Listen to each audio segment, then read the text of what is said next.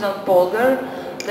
We don't need actually to introduce her. Everyone knows that she is a former women world champion and also the chief of Women's FIDE Commission.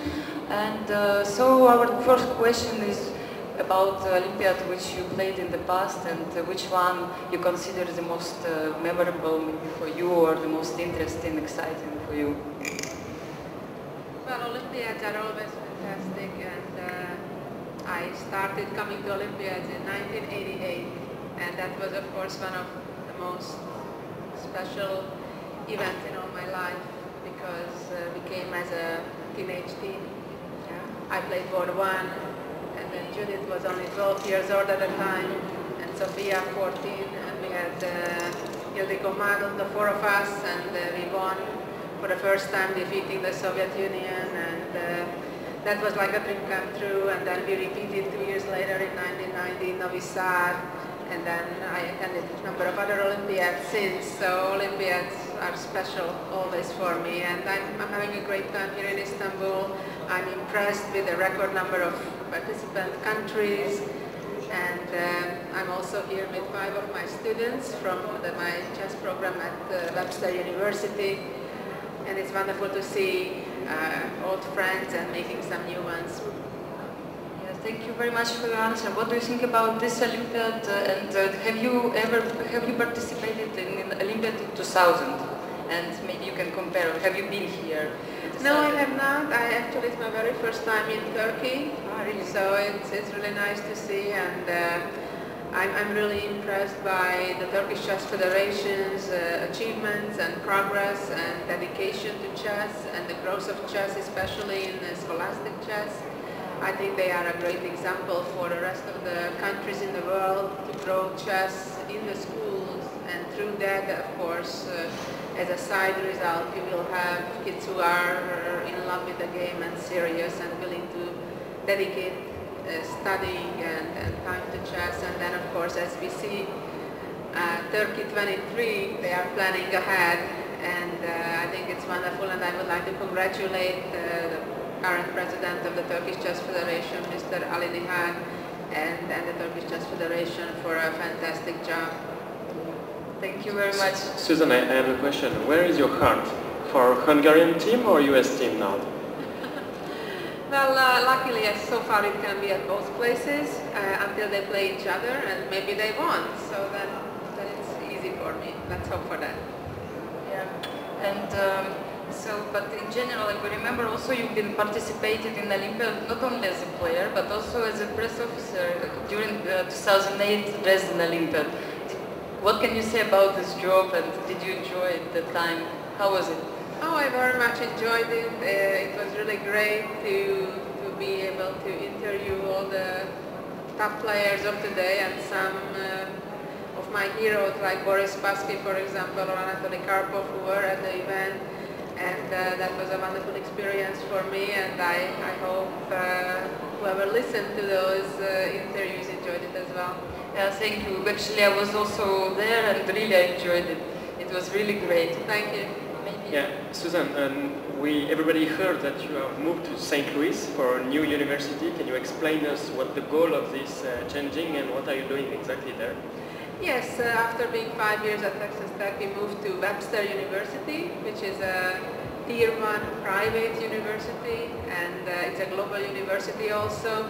It has campuses not only in St. Louis, but in over 100 different campuses around the world, including in Holland, in China, in Thailand, in London, in England, in Vienna, in Geneva. So it's a wonderful opportunity to further grow and give opportunities for chess players. And in fact, we are planning on various events, not just on our campus, which of course is a given. The Spice Cup coming up next month. We'll have a traditionally high category, 17 or 18, that will take place in October 12 to 21. But in addition to that, for the first time, we'll have a strong open tournament as well, where players above 2,300 can come and play with pretty good prizes, and that will be during that festival, October 16 to 20. So that's for one, and we're planning also on events on the international campuses. As of the university program itself, we are giving opportunities for chess player students who would like to combine their further growth in chess with getting an excellent education at a Tier 1 institution. So I think it's a great opportunity, and I'm very proud that we have actually 8 grandmasters already on our team, and they range in their studies from psychology to business to finance to international relations, you name it. So it's a really great opportunity, I think. We know that there is a very rich and famous club now in St. Louis. Is there a link between your activity and that club? Not really. Obviously, we're just 15-minute drive from each other, so it's a great thing for our players that if they want to go and play in some of their bigger tournaments or absorb the US Championship, it's great, but there is no direct connection, so to say, between the two. Actually, you have so many different activities in your life. How can you manage all this? I wonder every time. You also have your website. You are doing a lot of things altogether.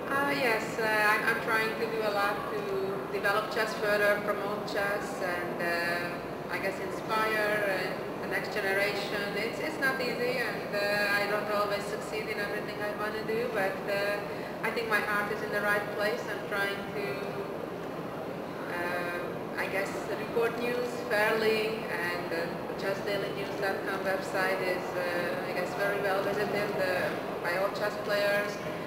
And of course, my main activity is everything that's involved with Webster University and our students, and we're very proud of them. We have 5 different students who are here right now from 5 different countries, representing 5 different countries. So I'm very excited for the SPICE team at Webster University, and of course for them.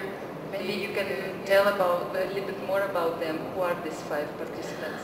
The 5 representatives of Webster University here at Istanbul are Wesley So for the Philippines, Georg Meyer for Germany, we have Ray Robson for the United States, we have Manuel Leon Hoyos for Mexico, and then finally we have Ina Agrest, Board 1 for Sweden, women's team.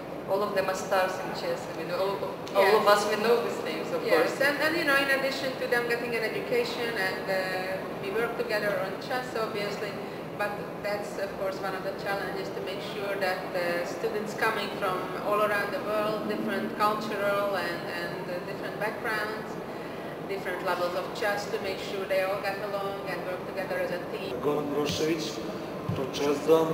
Susan, you're also chairman of the FIDE Women's Committee, and you're obviously very active also in this field. Can you tell us something more about the commission?